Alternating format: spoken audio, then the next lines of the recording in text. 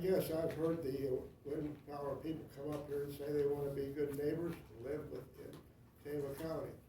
Now, if you were a good neighbor, why do we even need an ordinance that says you must stay 1,000 or 1,500 feet from somebody's house?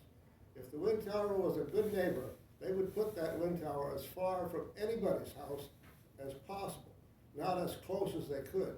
So we really shouldn't even need an ordinance if the wind tower were honest and actually did what they say they are, and that's be a good neighbor.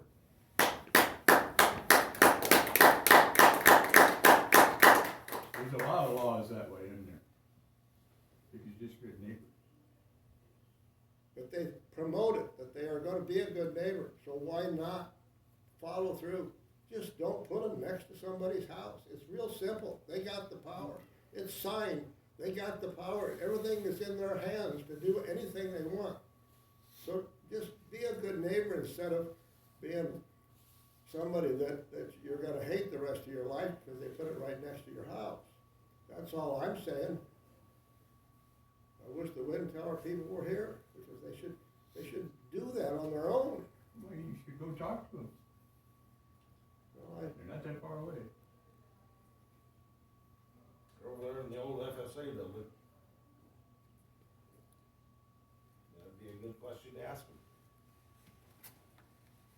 Actually, it revolves around you three. We don't take issue with the wind power companies.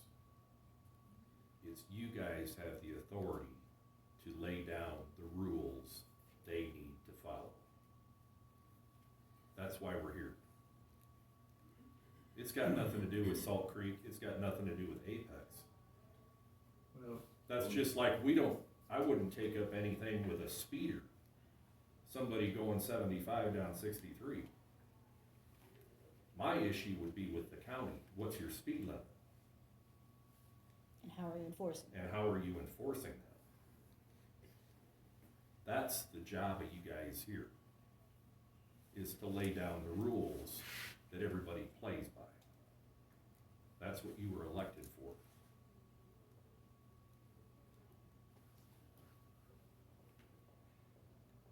I guess an analogy would be fox in a hen house. You wouldn't have the fox set the rules in the hen house.